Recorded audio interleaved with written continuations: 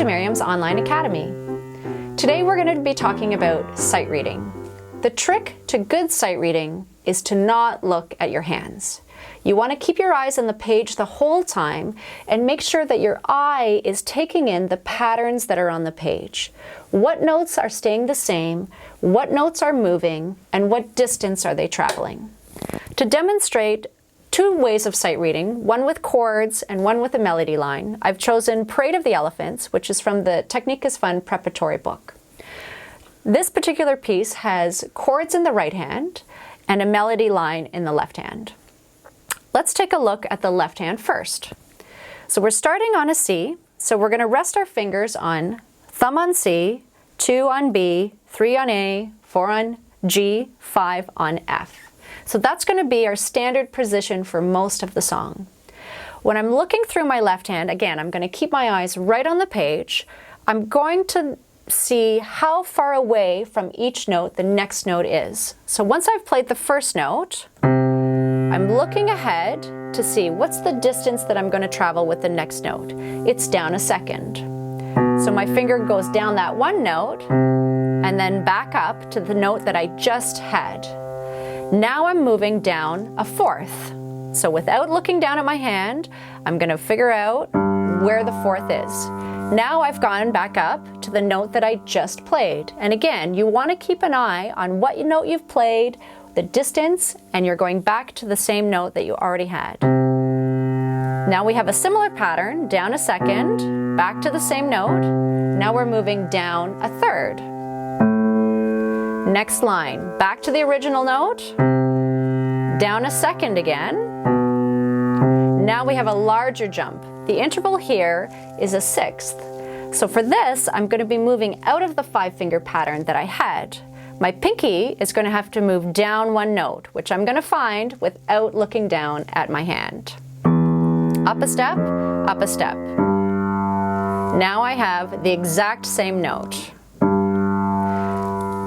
The beginning of the third line, I'm moving back to what I had at the beginning. So we're back on the C again, down a second, down a fourth, back up to the original note, down a second again, down a third. Now for the last line, I've got a little bit more activity. I'm going to go down the sixth again. So again, my pinky's going to have to move one position to the right. I'm going to follow the fingering really carefully. I've got an E, F, F sharp. Now I'm moving my thumb to the G, which is right beside the F sharp, and moving down one step to the F, down a third, and then landing on the low C. So when I read, I don't necessarily think of always the note names, but it's often the distance between the notes.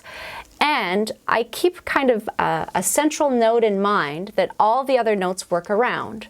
So that way, I'm not reading each new note as something new and completely different. I'm seeing it as a larger pattern with the other notes that are there. Now we're going to take a look at the right hand. For a lot of the right hand, we have a similar chord for a couple of bars. So I'm just going to talk about transferring between the bars rather than doing every single repeated note. My opening triad is the C major triad, which I'm going to play with my right hand on C4. And I have that chord for 2 bars. Now when I'm moving into my next chord, again, without looking at my hand, I'm going to notice that the C stays common, and then the upper 2 notes of the triad move up a step. So I'm going to keep my thumb where it is and just move those upper 2 notes. Now I'm going to keep that chord for 2 bars, and when I'm moving back, I'm going to notice again the C stays and the upper 2 notes move back down. I'm going to keep that chord for 2 bars, and now once again I have common notes between the chords. So I'm not reading a whole new chord here. I'm keeping my C, I'm keeping the G, and I'm just switching the middle note. Now in the next bar, I'm keeping the top 2 notes and shuffling my thumb. In the next line, I'm going back to my original chord, and then I have the same chord as the beginning. So again, keeping the C, moving those upper 2 notes, and then into the last line, back to the C.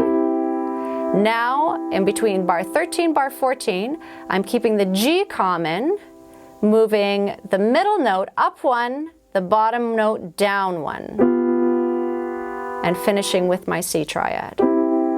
So now I'll demonstrate the whole song. I'll keep my eyes on the page the entire time and find all of the notes, looking at the piece as a whole, seeing what notes stay common and which notes move and the distance that they traveled.